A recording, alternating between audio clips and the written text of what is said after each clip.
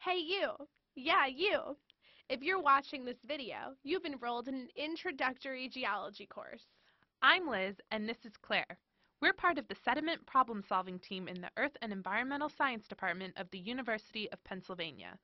Today, we're going to solve three fundamental problems of sediment transport: settling rates, the connection between energy level and grain size, and abrasion and sediment maturity. Let's get started! So, when sediment is transported down a river, it will eventually hit a standing body of water, like the ocean, and then it will settle.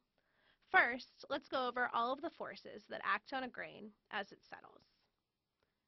As you may know, the dominant downward force acting on a grain is gravity. Gravity force is equal to mass times acceleration.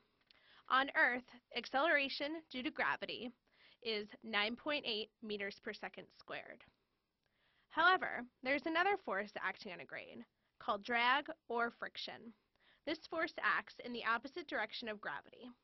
Drag is proportional to fluid density times grain velocity squared.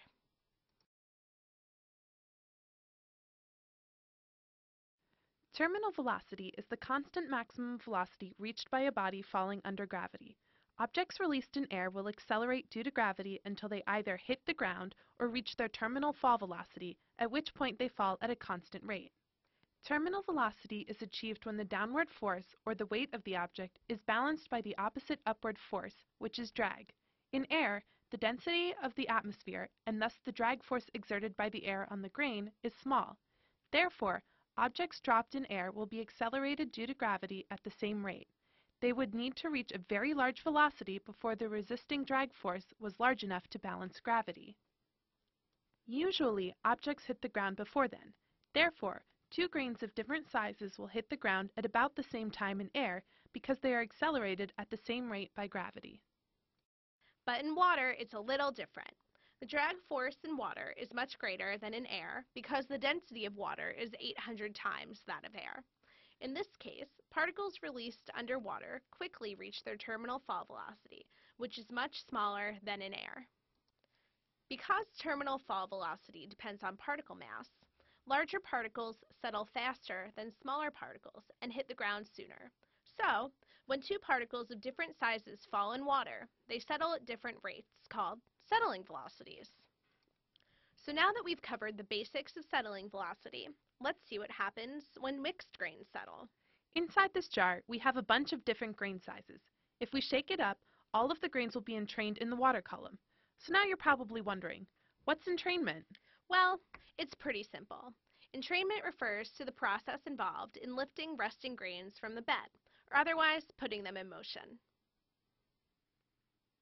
So here are some grains sitting at the bottom of a riverbed. As the river flows over the rocks, it applies a shear stress onto the grains. As the stress increases to a critical threshold, some of the grains will start to move. So back to the jar. You can stop shaking that now, Liz. Now that all of the forces of the shaking have stopped, the grains will start to settle. If you'll notice, some of the bigger grains have already fallen out. And now some of the small grains have settled out too. This happens a lot in nature and is preserved in the rock record. Check out these cool rocks. See how the larger grains are on the bottom? That's awesome! Yep, it's called graded bedding. Sediment problem solved! As you might know, there are environments with different energy levels all over the world. What you might not know is that the grain size at each of these locations varies. That's because the entrainment stress that is applied to the grains varies with the energy of the environment. In a low-energy environment, the stress isn't high enough to move big and sometimes even small grains. The higher energy environment has a higher shear stress, so it can move bigger grains.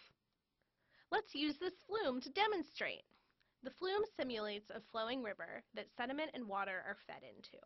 So, we are feeding mixed grain sizes into the flume with low flow. But what happens if we crank up the water strength? The shear stress increases, and some of the particles start to be entrained, or eroded away. The energy in this environment is high and can be called an erosional environment. The grain size at these locations is generally large. Sediment problem solved! You know, Not all sediments are created equal. Or at the same time. Different sediments have different ages.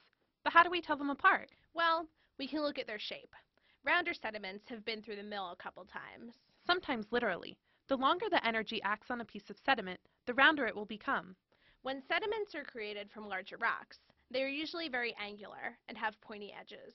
Like these sugar cubes. But once energy starts acting on them and they hit other sediment grains, they become more rounded.